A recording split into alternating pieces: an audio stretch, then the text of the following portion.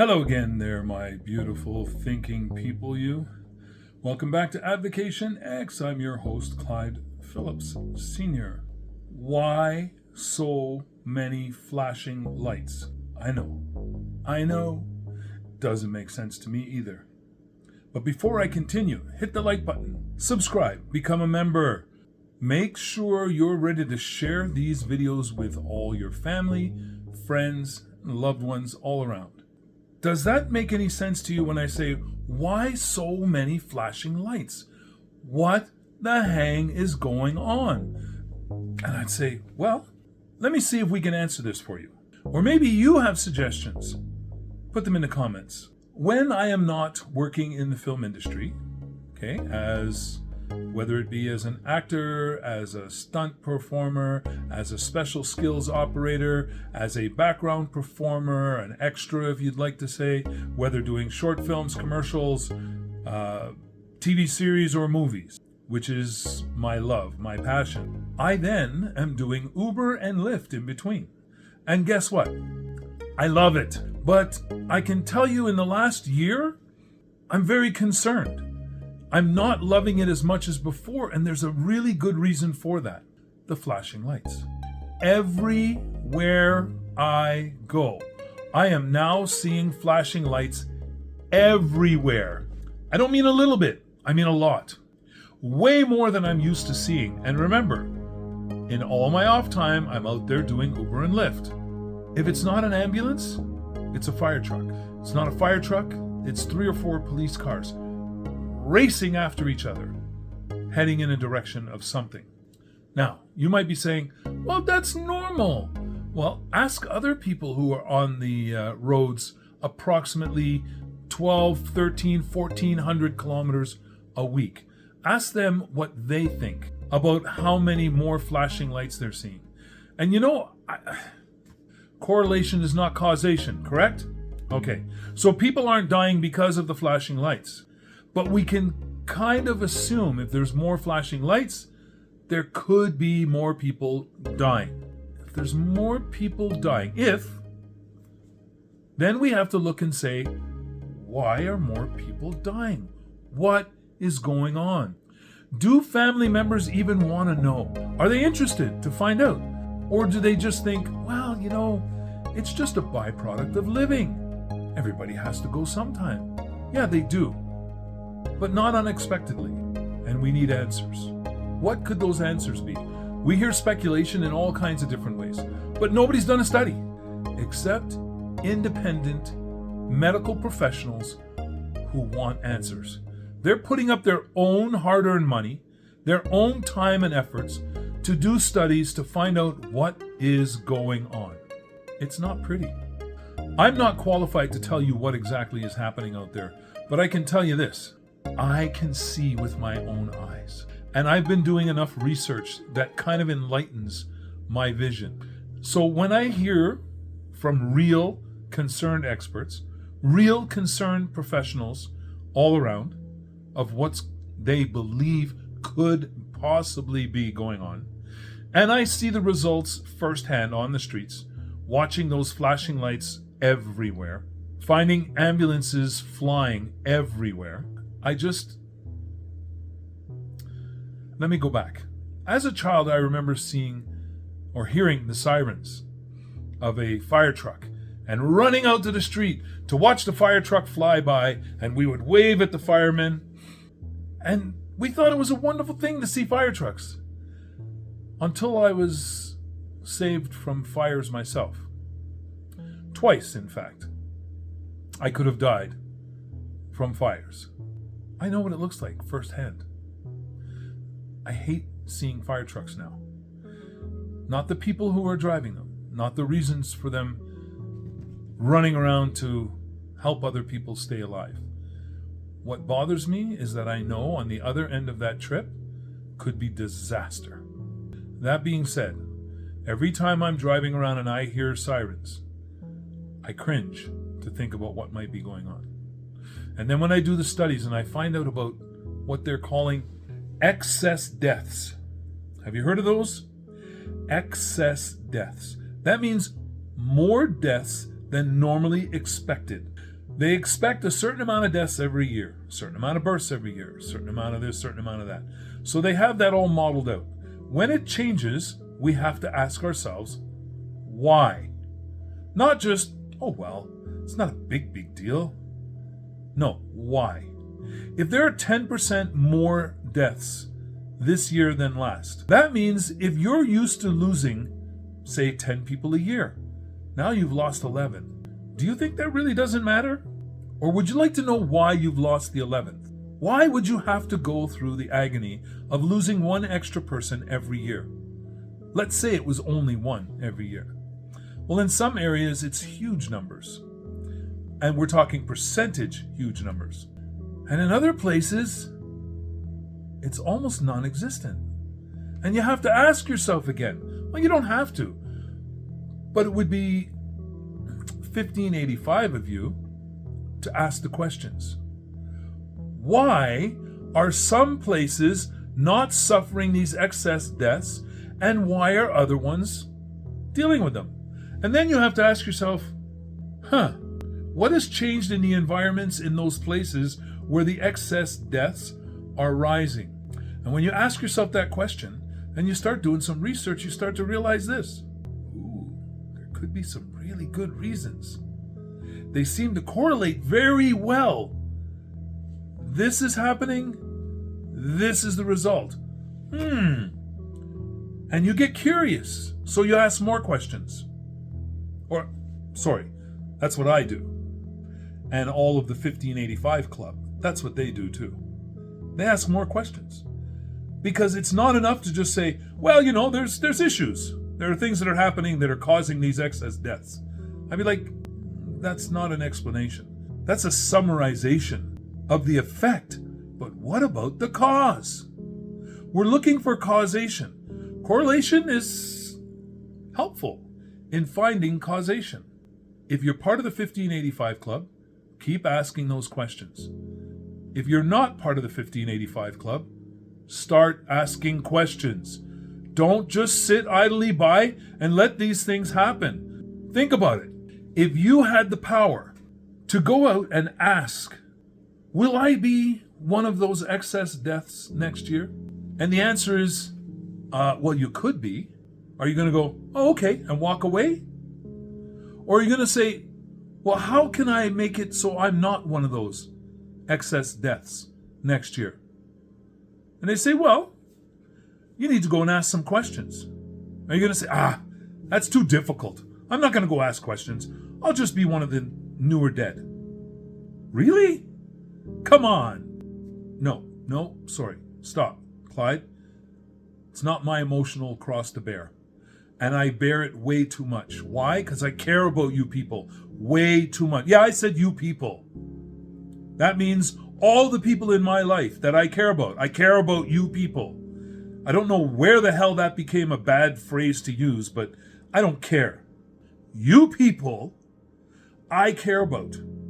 And therefore I get emotionally invested in your health and well-being. And if you don't like it, too bad, because I'm doing it for you. I'm diving deep. I'm putting my neck on the line. I'm being canceled. I'm going through whatever it may be. But guess what? What do I do when I come back? I continue to try to inform you folks, you people, my soon-to-be people, as to what is truly going on in and around you. Don't take my efforts lightly, because when I give up, that's one less person in your court. One less person who is going to be fighting for you. And you too. So what am I trying to tell you? What did it say in that scripture? Those with ears will hear, those with eyes will see. Well, I'm trying to open up your eyes and your ears so that you will see and hear and know what's going on. Excess deaths are more than normal. You should be concerned. You should be asking questions. So I've posted many videos about other people who've done the studies and done the deep research as to what is going on. Take a look at some of them. Don't be afraid. And I'm going to name somebody right here and now, And I want you to look them up on YouTube and watch everything they have put out there. It's valuable information. Dr. John Campbell. Dr. John Campbell, like me, in the very beginning of the problems that we've been facing over this past while, was out telling everybody about the, oh my gosh, ooh, this is horrible. Me, I was out there checking the numbers all around the world and reporting to all of you about the numbers here, the numbers there, the numbers in this country. Oh my Lord, this is a terrible thing. Yeah, I was part of that group. But guess what? An open mind allowed me to take in information from various sources and come to my own conclusions. And then I stopped scaring people. I stopped adding to the fear tactics that were going on all the way through the beginning of this garbage we went through. Am I saying something isn't real? No, I'm not saying that. Am I saying that nobody's been sick by this certain something? No, I'm not saying that. What I'm trying to tell you is this. When you start looking closely at all the information surrounding that certain something, you can come to many different conclusions that have nothing to do with what you've been told. Are you intrigued yet? Are you thinking about maybe doing a little bit of your own research? Oh, right. No, don't do that. Because remember, there was a campaign against those who were doing their own research. They were fools. They were idiots. They were stupid. Doing your own research? Ha! That's so dumb. Really? How do you think all of our knowledge has come about? Each and every person who's contributed to our knowledge base did their own research. Did you forget that? Just they put out this stupid statement or meme, and all of a sudden everybody jumped on board and said, yeah, doing your own research is stupid. You people are dumb. Why would you do your own research when some people have already done the research for you and they're telling you everything you need to know? You don't need to look any further. Just go along with what they tell you and live like that. Well, now we have excess deaths and nobody is asking the questions. Well, let me take that back. Not nobody. The people that everybody, the mainstream, is listening to, they don't care. They're not asking any questions. It's just a few more people who are leaving the coffers. Oh, what are the coffers? The coffers that pay out for elderly people on pensions? Could they possibly save any money on this? Would this be a benefit to the government if they don't have to pay a bunch of elderly people pensions, facilities, assistance? How about people who are mentally ill? Would there be any incentive to get them to sign on to MAID? Oh, you know what that is, eh? The medically assisted transition to the next plane, the new world. You've heard of that, right? Would there be any incentive that you don't have to be anymore as a government paying for facilities, paying for drugs, paying to keep these folks healthy and happy in a place where they can sort of live out their lives? Is that possible? We've known for many, many years that the governments in many Western countries have been whining and complaining about the pensions, and that the pensions are not going to be able to sustain the people who are retiring. Because why? Because there are not enough births. There's not enough new people to take on the chore of filling those coffers with their tax dollars. Could it be an inadvertent benefit to these governments? That the people who need the assistance most are the ones most vulnerable and most affected? Are the people who have passed more than any others? Is that possible? I'm not saying that they would do this on purpose, of course. I'm saying, is it possible that this is a side effect benefit that they're achieving? And where would that extra money go? Not that we've seen a whole whack of scandals anywhere that involve government officials and their friends and their cronies, right? That's not happening. So there's no benefit to them there in any way, shape, or form, right? The only benefit is to... I remember a time when they said, our pets are spreading problems. Have you noticed a massive increase in the cost of taking care of your pets lately? Anyone? I have one of those automatic shipment supply things on Amazon for cat food. And I saw my next delivery is coming up on this time, and this is the price. Increased by almost 42%. Why would that be? When I first started the automatic shipment, I had looked to see what it cost me regularly where I go now. And then I compared it to the price that they were charging me on that delivery. Guess what I did? I slowed that delivery. I put it off for way later to see if the price will come down. And I went and bought a bag at my normal place. And you know what? I like getting out there. I like going and meeting people and asking them, where is this? Where is that? Over here? Well, thank you very much. Like, seriously? Folks, online is great for convenience. It's not for every day. It's not for everything. We need to go and have interaction with people. Do not deprive yourself of the interaction with people. Do you know what else? And some people will say, oh, that's hokey stuff or whatever. But the next time you hug somebody, I want you to hold on for like 5 seconds. Let them know you're doing this.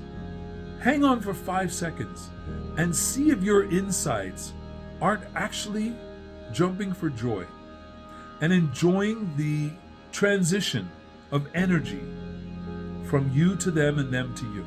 And I want you to do this purposely and actually try to sense how you're feeling inside your body at the cellular level. How is it feeling when you hug that person and hold on?